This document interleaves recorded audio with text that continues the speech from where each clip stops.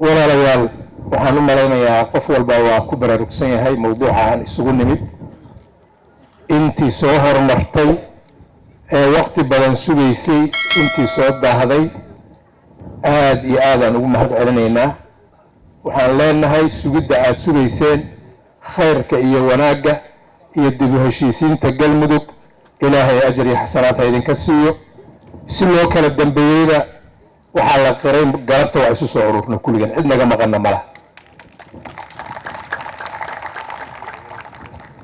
shirka ilaahay idankii furitaankiisa rasmiga ah wuxuu noqon doonaa arbacada bisha 4teeda oo aan rajaynayno in ra-iisul wasaaruhu uu yimaado xasan cali khayre oo uu shirkaas noo furo. labada maalmood oo soo aadan qorshuhu wuxuu noqon doonaa in la diiwaan geliyo ergooyinka. ergey walbaa inuu baaj xirto,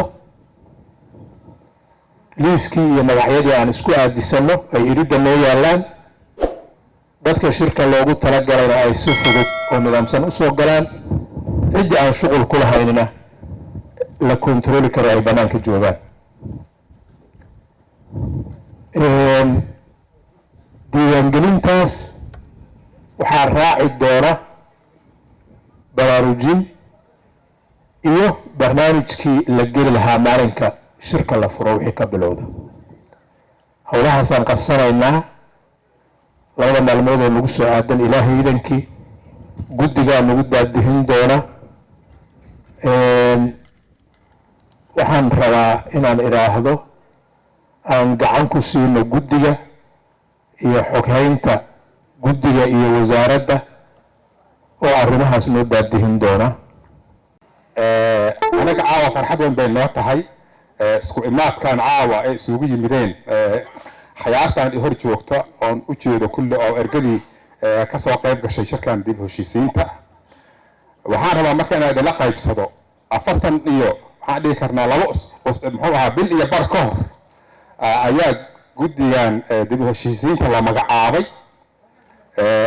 waxaan go-aansanay inaan nimaado dhuusamareeb 45 casho ka hor ayaan nimid halkan taqriiban.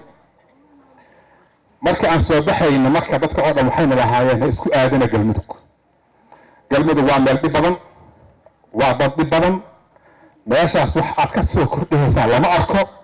waxaa intaana loogu daraya dhuusamareebna kuma sii jirto, dhuusamareeb dhib gaar hay leedahay. halkaa markaan isugu nimaday wixii ugu horreeyaan ku heshiina waxaa waaye inaan ka bixino kelimadina waa dhib badan tahay inaan meel iska dhigno. waxaan dhahnaa galmudug ma dhib badna, dhuusamareebna ma dhib badna, dadka joogana ma dhib badna. taarta go-aankaasna isla qaadanay halka markaan isugu nimid shirkeena ugu horreeyey. qodobka labadan isla qaadanina waxay ahayd aayad qur'aan ayaa waxaan ka dhiganay slogan shicaarkii hawsha aan qabanayno. aayadda qur'aanka waxaa waaye acuudu billahi min ashaytaani rajiim laa khayra fi kathiirin min najwaahum ilaa man amara bisadaqatin aw macruufin aw islaahin bayna annaas. micnaheedu waxaa waaye shiraaha isugu yimaadaaho iyo koodkood la tagaaho micno ma laha haddaan dadka khayrkiisa laga shaqeeyo aan laga shaqaynayo ugu dambayso dadka in la heshiisiiyo. marka waxaa ku jira halkaas marka meesha ka dambaysaa kasii muhiimsan. marka intaas keliya ma ah. waman yafcal dalika ibtiqaa'a mardaati illaahi, ruuxii intaa u sameeya isagoo ilaahay raallinimo ka raba fa sawfa nu'tiihi ajran cadiima. marka guddiga qabanqaabadu go-aankaas waxay ku qaatay shaqadan inay tahay ajran cadiiman inuu ku rabo. sidaasana horta ayaan ku howlgalnay.